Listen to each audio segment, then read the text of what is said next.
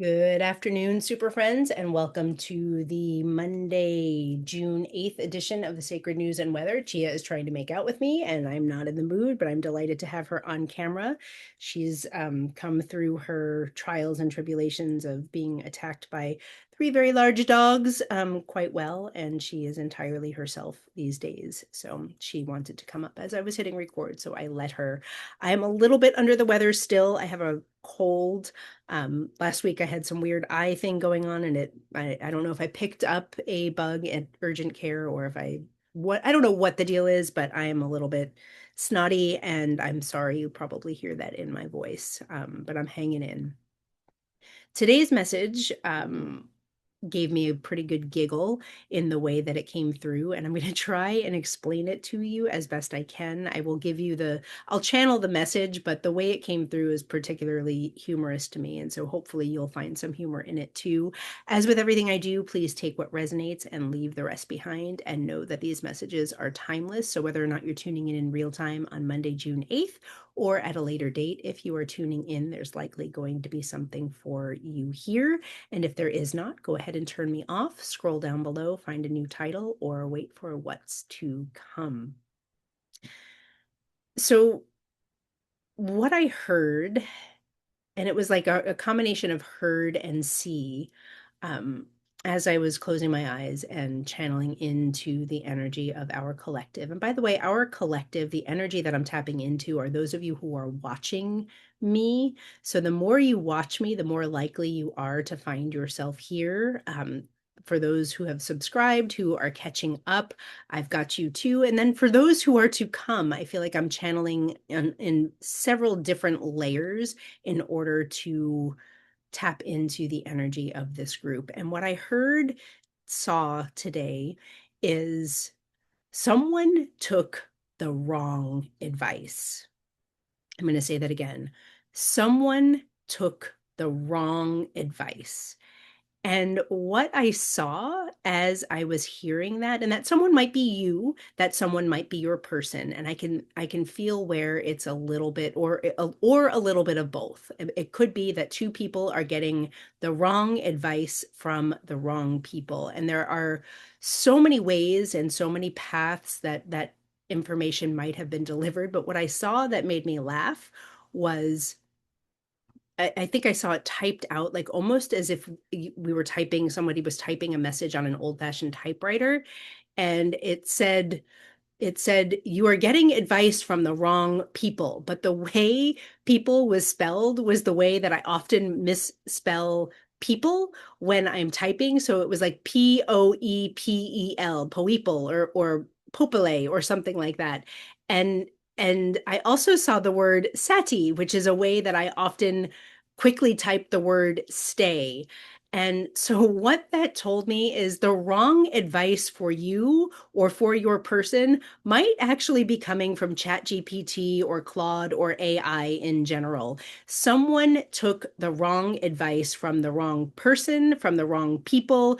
Poepel, my typo, it could very well be somebody is taking emotional, spiritual, deep wisdom or trying to take it from ChatGPT, who is giving this person all the wrong answers. Now, there are also other scenarios too where the bad advice is coming from a person, but I don't like to use the word bad or wrong because I feel like it instantly, sorry, there's a cat doing something sordid downstairs that they shouldn't be doing.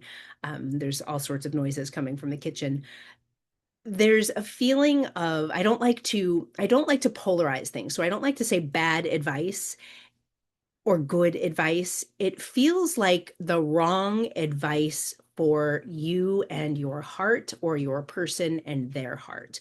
And that is so much about why I am channeling messages on this YouTube channel, why I teach the way I teach, and why I'm doing the work that I'm doing in the world. It is because I want you to learn to attune to your own heart, not even the wisdom that I'm espousing here that's coming out of my mouth, but your own heart. We are meant to be attuning to our own hearts and listening from this place for what is best for us. We are not meant to be attuning ourselves to anything outside of us, Especially not ChatGPT or AI when it comes to emotional bonds, when it comes to emotional, feeling, spiritual decisions.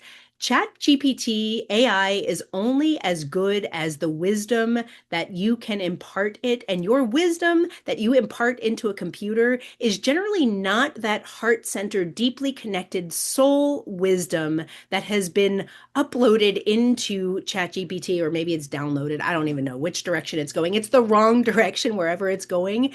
Your deepest, most soul aligned work in the world, your deepest, most soul aligned way in the world is going to come from inside of you. It's not going to come from your friend's advice. It's not going to come from ChatGPT. It's not going to come from anywhere outside of you. And the memo that I have received today for us is that someone is listening to sources outside of themselves, and it is keeping you from your integrity. It is keeping you from your alignment. It is keeping you from love. It is keeping you from your soul's path. And the feeling that I got today is you or your person now knows it.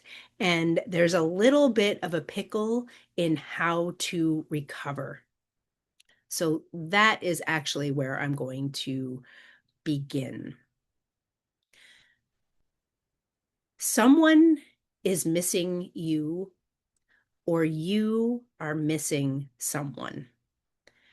And when I say missing, I'm not talking about that sort of whimsical, like, oh, I wish this person were here with me, or oh, I wish I could call her and say blah, blah, blah. Oh, I wish things were different.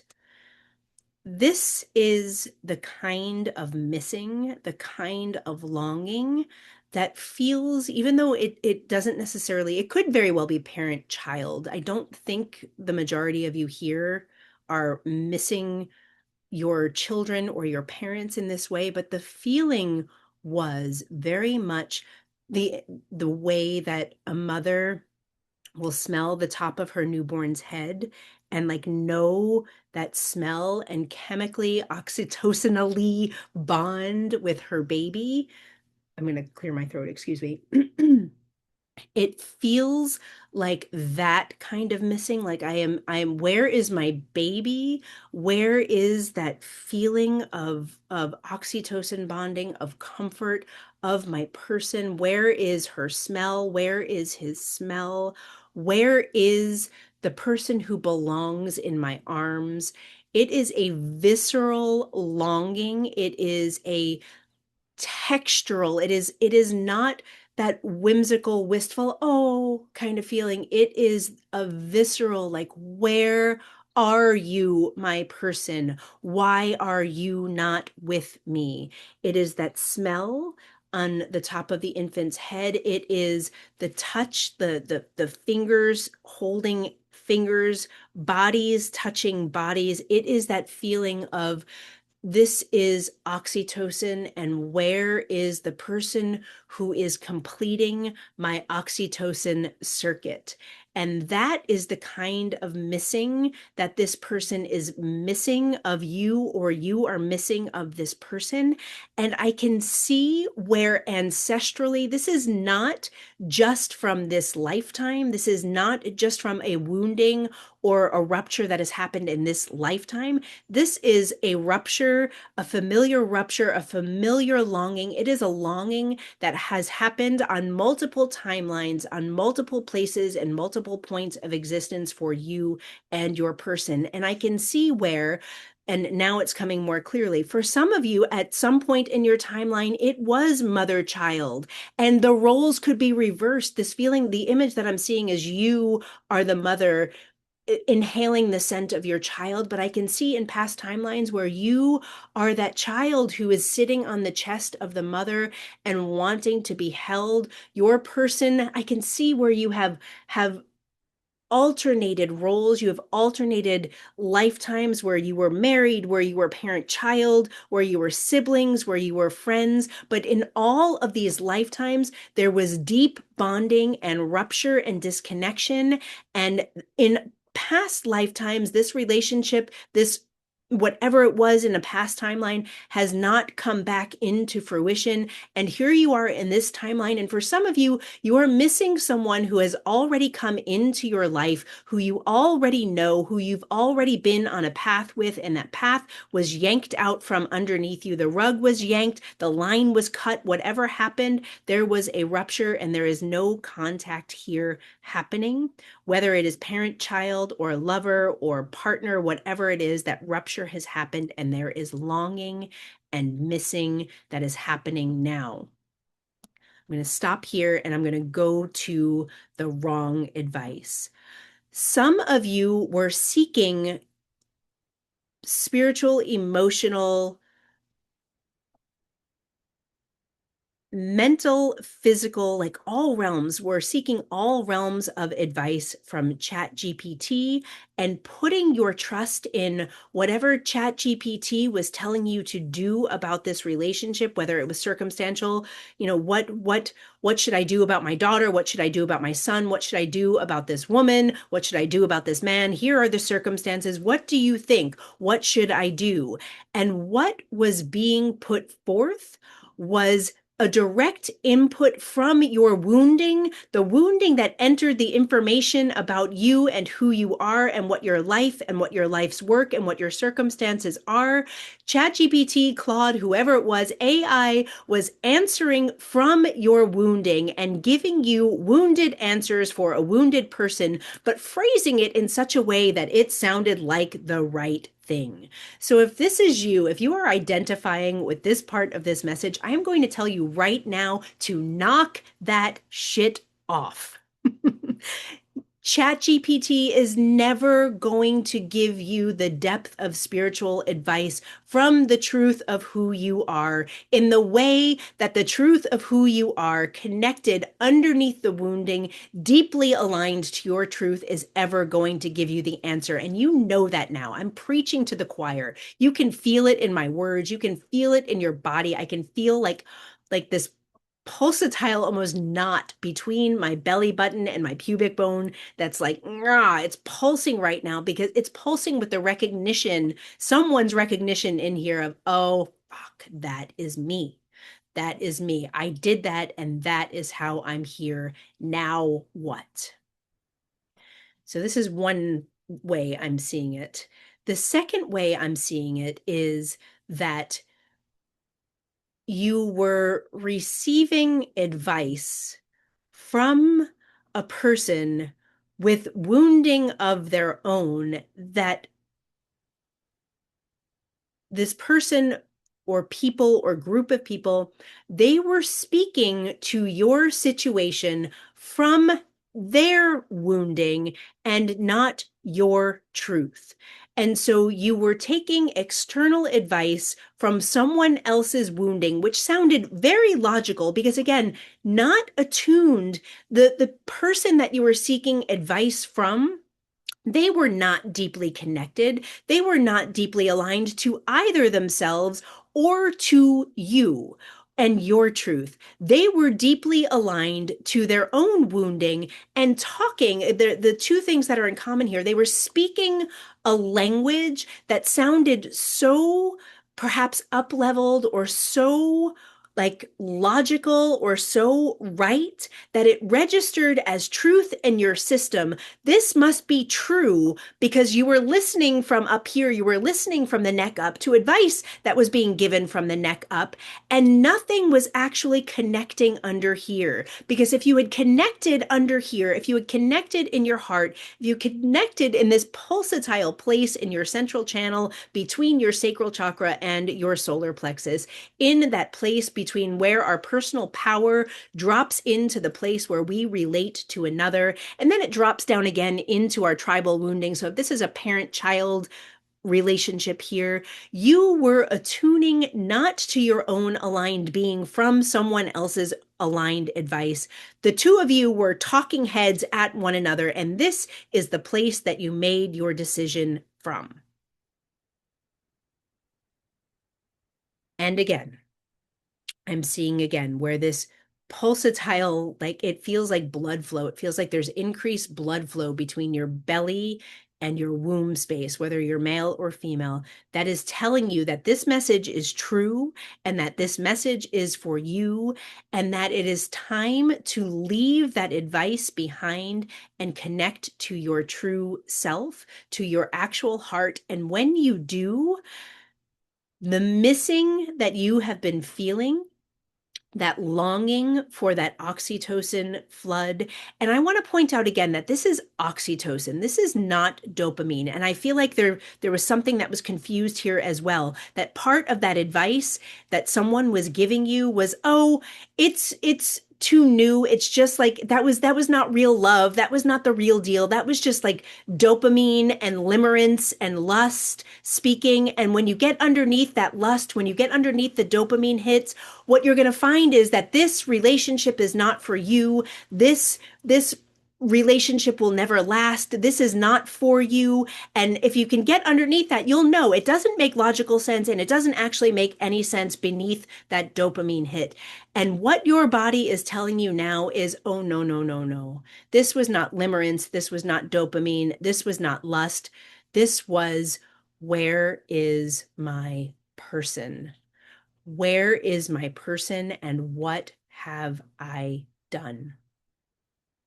Now, this kind of feeling in your body, this what have I done feeling, can sometimes make us pull away even further and go into a point of blame or shame or guilt and like even further withdrawal.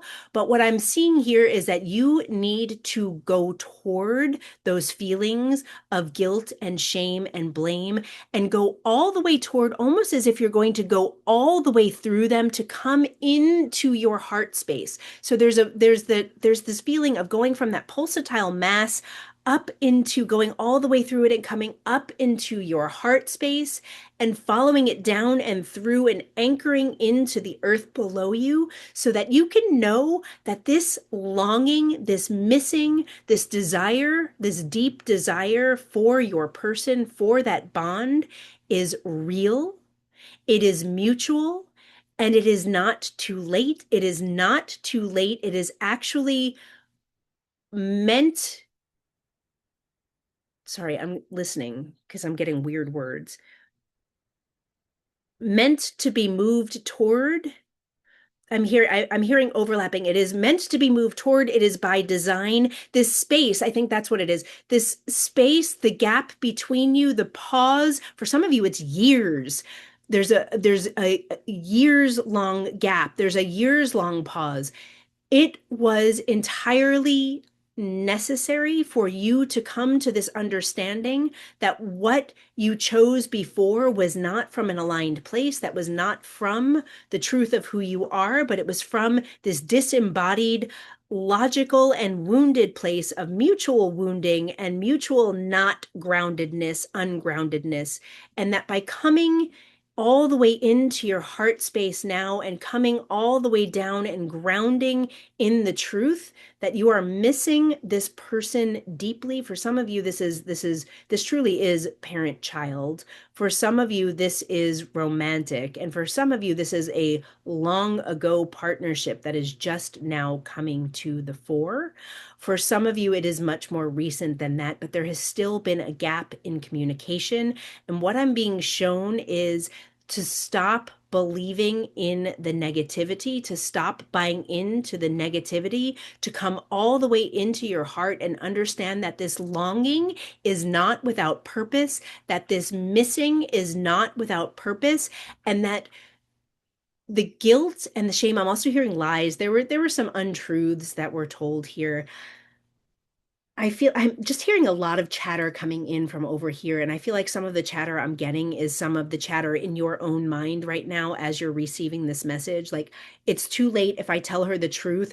The truth is going to push us apart. Like the lies that were told, and I'm hearing also like I didn't tell an overt lie, but I withheld a lot of truth. Like there's a lot of potential wounding and what was withheld. I think that's what I'm trying to get at. There's a lot of potential wounding in what was withheld. And there's a knowingness that if you are to come forward, all of that truth needs to come all the way in. I'm seeing the high priestess. So some of you, Some of you have kept silent because you've been ashamed of the truth that you withheld, or you're ashamed of a lie that you told, and you know that your person kind of already knows, if not already knows, that what has happened. So for some of you, the truth has been revealed between the two of you. I think my son is getting home, so if I pause you for a second, you know why. For some of you, the truth was already revealed, and that gap of lie to truth feels almost unbridgeable. It's like I'd rather not even go there because of the shame and the guilt in the space between you. And what I'm being shown is to go all the way in, because it's not too late. It's never too late to tell the truth. I'm sorry. I'm going to say that from a very human Dana standpoint, as well as Dana the channel right now. It is never too late to reveal the truth, because your revealing the truth is going to soften the shame and the guilt that you're feeling. It's going to soften the space between you, and it's going to allow the person on the receiving end of the truth, who was once on the receiving end of the lie, to actually be in sovereignty and to make the next right choice for them.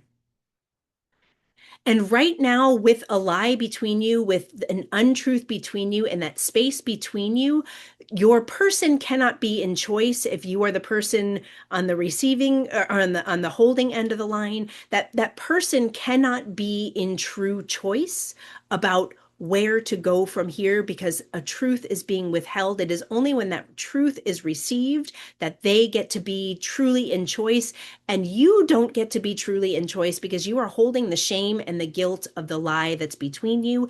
And that is being in wounding, that is being stuck, that is not being in alignment, and that is not being in truth. So by claiming the truth, by bringing the truth to the other, what I'm seeing is the gap gets closed.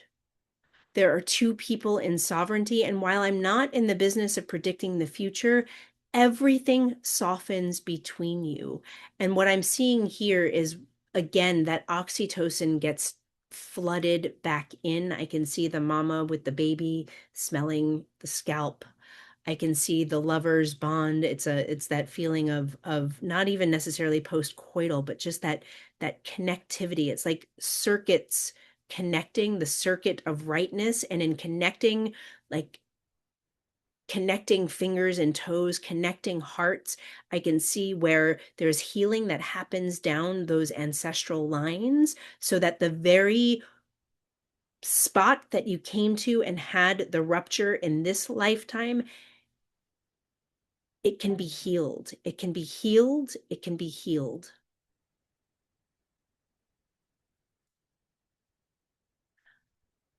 I literally have no idea what has come all the way through. I feel like this is one of those messages that I'm going to have to listen to again to see what the message actually is. But it feels like from here, someone was given bad advice. There is untruth or overt lies between two people.